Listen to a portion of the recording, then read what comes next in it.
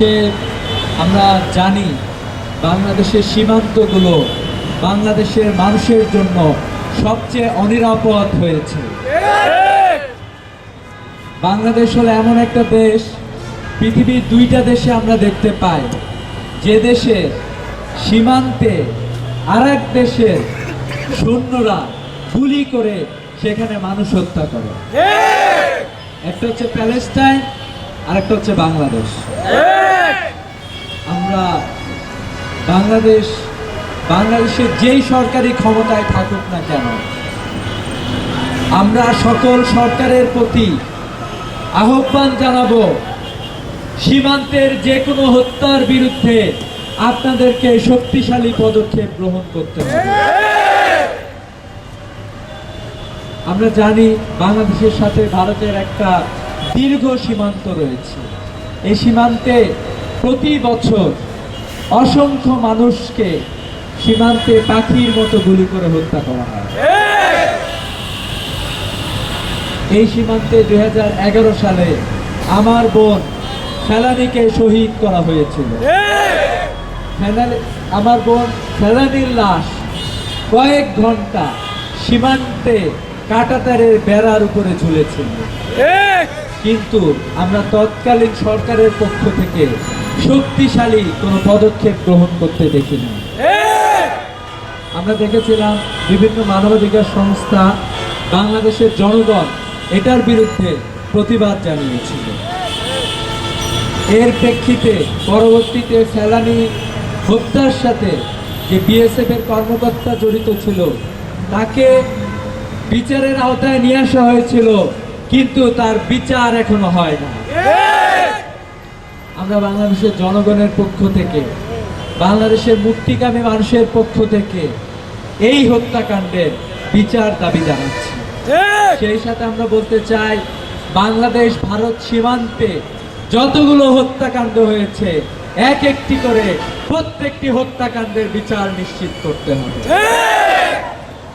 জুলাই বিপ্লবের আগের বাংলাদেশ আর জুলাই বিপ্লবের পরের বাংলাদেশ আর এক না। আমরা বলতে চাই, নতুন বাংলাদেশের তরুণ সমাজ, বাংলাদেশের আপামর জনতা প্রতিটি হত্যাকাণ্ডের বিচার নিশ্চিত করে ছাড়বে ইনশাআল্লাহ। এই জন্য আমরা বাংলাদেশের যারা সরকারে থাকে, বিশেষ করে পররাষ্ট্র মন্ত্রণালয়ের যারা দায়িত্বে থাকে, তাদেরকে আমরা বলতে চাই যে এ ধরনের হত্যাকাণ্ডের, ফেলানী হত্যার পরেও এই বছরেও আরো অসংখ্য মানুষকে এই সীমান্তে তাদের জীবন দিতে হয়েছে। গত বছর 2025-এও অসংখ্য ভাইকে সীমান্তে জীবন দিতে হয়েছে। তো আমরা বাংলাদেশের মুক্তিকামী জনতার পক্ষ থেকে বলতে চাই, আমাদের সীমান্তে সংগঠিত প্রতিটি হত্যাকাণ্ডের বিচার নিশ্চিত হতে হবে। যদি বিচার নিশ্চিত না হয়, বাংলাদেশের জনগণ ধরে নিবে যে ভারতের ফ্যাসিস্ট শক্তিসহ ভারত সরকারের নির্দেশে এই ধরনের হত্যাকাণ্ড সংগঠিত হচ্ছে।